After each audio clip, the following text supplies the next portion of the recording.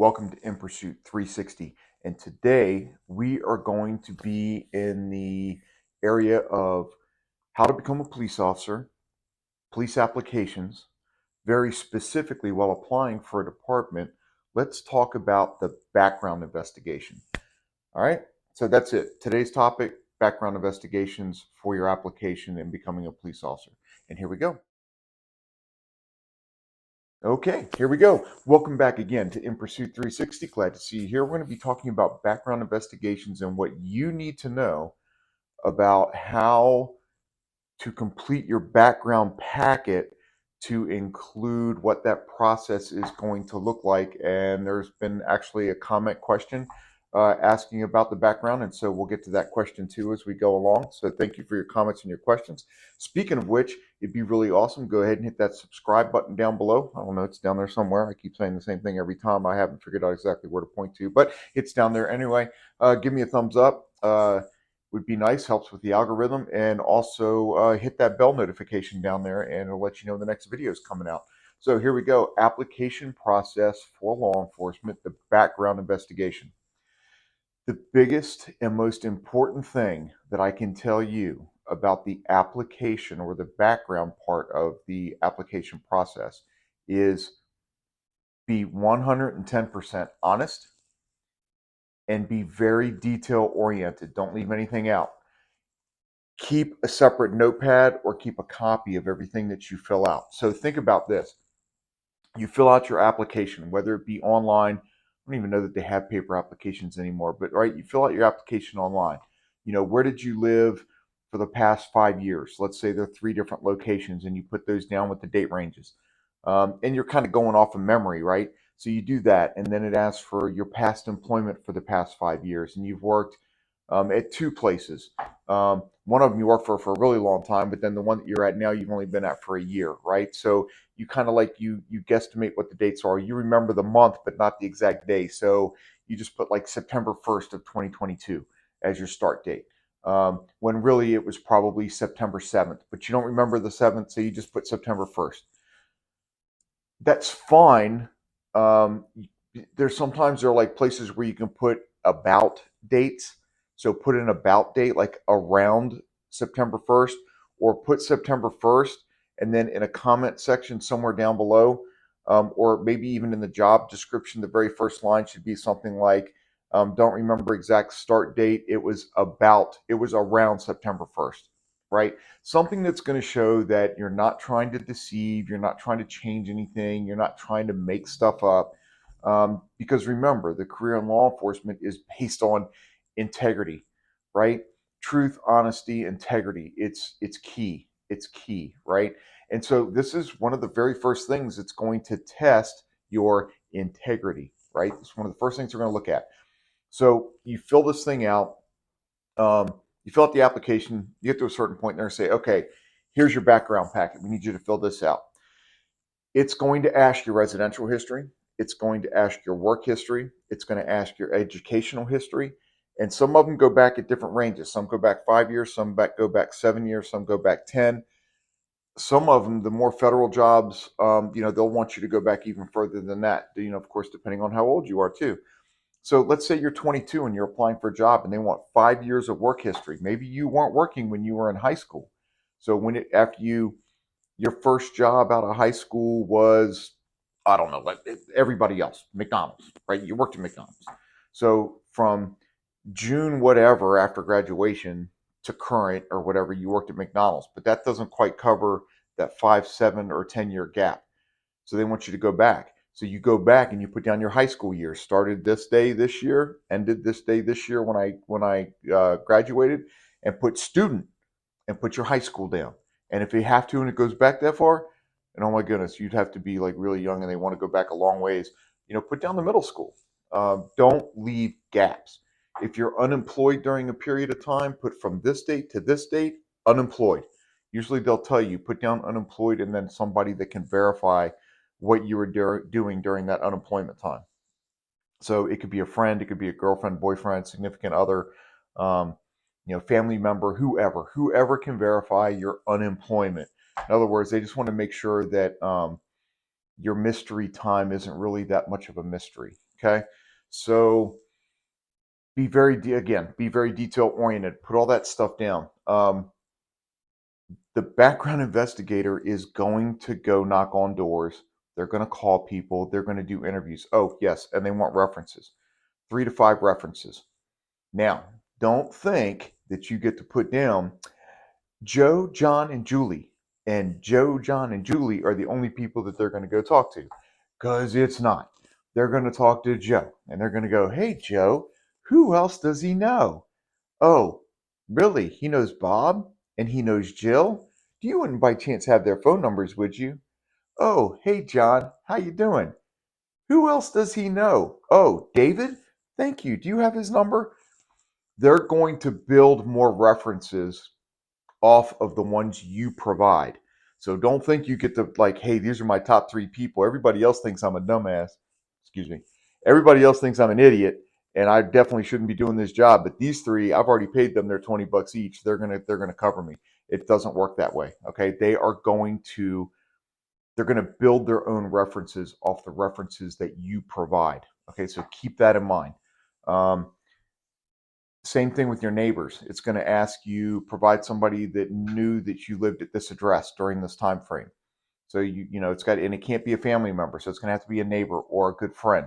So they're going to go to that address and they're going to go to the house to the left and the house to the right and the people across the street. And if you list the people on the right and the left, then they're going to go one more house over. They're going to bounce around that neighborhood a little bit and see who knew you. So you live out in the middle of the country, they may go out and hit a few places. They may hit the neighbor convenience store to see if they know who you are. Um, they do a background. They do a background.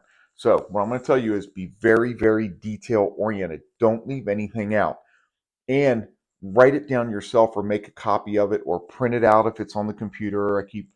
As you can tell, in my day, I actually had to handwrite it on a piece of paper. And so I always made a copy of it and kept it because they may ask you, oh, we lost your thing. Can you go ahead and fill it out again? And they want to see, are you trying to be deceitful? Are you going to keep the same date ranges?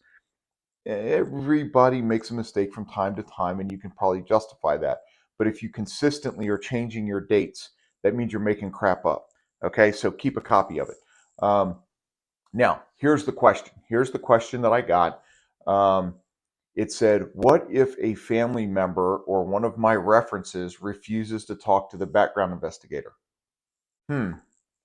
Well, they just don't talk to the background investigator. If the investigator calls them up and goes, hi, Miss Jones, how are you? We're doing a background on Johnny.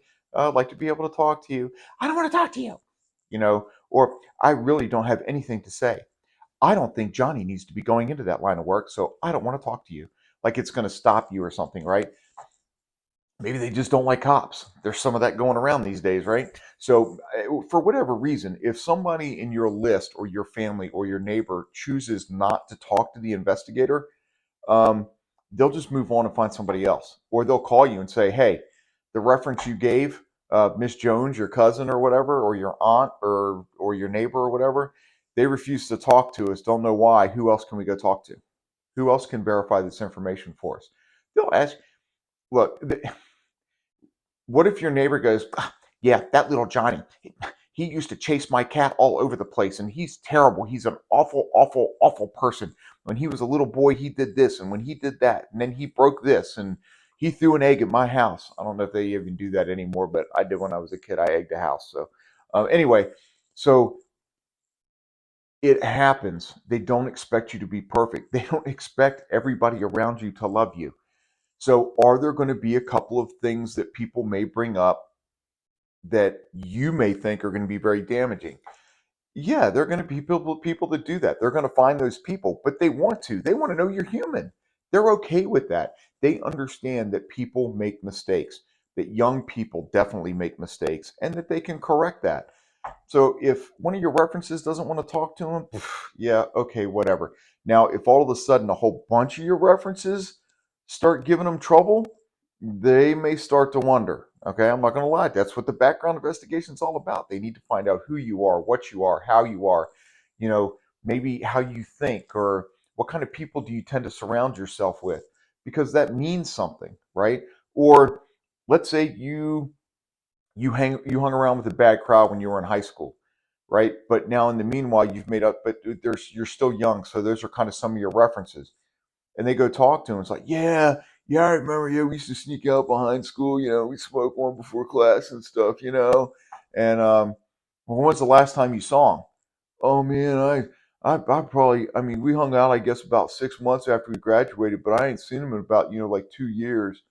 Well, guess what? Now you have that 2 year gap now where you said, this isn't for me, not what I want to do, and now you've created that gap. That's a good thing. That shows that you've matured, you've moved on, and maybe you're ready for that more responsibility of being a police officer. So, background investigation, don't stress it. Be honest, be detailed. Keep a copy. Keep everything the same. If you can't provide an exact date, then in the comment, in one of those first comments, there's always a little narrative section. Put start date or end date is approximated. Don't recall exact date for start. Don't recall exact date for exit. Don't recall. You see what I'm saying? So write down the date ranges that you can best come up with, especially if they ask for days. Those are hard. I can tell you that I moved into one of my old houses in December of 2016. I can't tell you what day I moved in. I have no clue. Right? So I always put 12 2016. And if they ask for the day, I always put 12/1/2016. And then in the comment down below, I'll put don't recall exact date. There you go. So just keep copies of it, keep it consistent, stay calm, relax. It's always a good idea, too, sometimes to make sure one, reach out to your references and ask them if it's okay. And two, if you get a chance, let people know that they may be hearing from a background investigator because people sometimes get freaked out when the cops come to the door. So if it's a neighbor, um, and maybe you don't know them that well, but you've listed them because you say hi and bye and stuff as you go in and out of the house. Go over, knock on the door. Hey, sorry to bother you. Just wanted to let you know I'm applying for a law enforcement job. Police investigator may be coming by to knock on the door just to ask you about me. So I just want to give you a heads up so you don't freak out when the police knock on your door. And that'll go a long way. And then when the investigator comes, you go, oh, they told me you might be coming by, and they won't freak. Okay, they're not going to freak when they see the cruiser outside or the detective's car because we all know what the police cars look like anyway. So anyway, there you go. That's it. That's today's topic: application process, background investigations. Make sure to follow those tips. You'll be good to go. Stick around on the channel. A lot more chips. Chips. Am I hungry or something? Or am I thinking about California Highway Patrol chips? Anyway, all right. A lot more tips coming out on the channel in Pursuit 360. I really appreciate you taking the time to watch. I hope this helps you. Let me know what else you might want to hear about. If there's some part of the process that you're not sure about that you want to know about, I'll be happy to help you out as best I can. Either I'll type back in the comment or I'll make a video just for you. This video was inspired by one of the subscribers that asked, what happens if a relative doesn't want to talk to the background investigator? Well, hopefully that answered your question. Okay, so there you go. So in the meanwhile, just keep hitting that subscribe button, hit that bell notification, thumbs up. I always appreciate those. There's always that super chat down there. Oh, wait a minute. What is that? Oh, I did a video about firearms training for the academy, right? I forgot that I now have an affiliate account with Next Level Training. Next Level Training, yes, Next Level Training. They sell what are called SIRT guns, SIRT, Next Level Training. I'm going to put the link in the description down below, and I can get you 10% off. 10% off. Now, what does this little dude do? Well, first of all, it does have a magazine that comes out. As you can see, there's nothing in there. It's just fake, but it's heavy. This is the SIRT 107, Model 107. This simulates a Smith & Wesson M&P. The contracts that I'm currently working on, the officers use a Smith & Wesson M&P. So I bought a whole bunch of these for the contract so the officers could train, especially the new ones, right? Because you can really practice your grip. You can practice trigger control. You can practice trigger reset. So when it goes bang and you hear it go click, there it is. Now it's trigger reset, but it has a long travel way, right? So anyway, These CERT guns are awesome for training, sight picture, sight alignment. It's got a laser that comes out the end. You can see the little green laser in there. I don't want to shine it too much on the, oh, there it goes, there it goes, there it goes. Oh, yes, green laser. Okay, so it's got a laser in there that can come out. It'll show you exactly where your sight picture, sight alignment was, or your sight alignment was. You can work on trigger control, all that good stuff. Okay, so anyway, again, next level training. In Pursuit 059 is the discount code for 10% off. I'm going to put all that stuff down below. In the meanwhile, y'all be safe out there.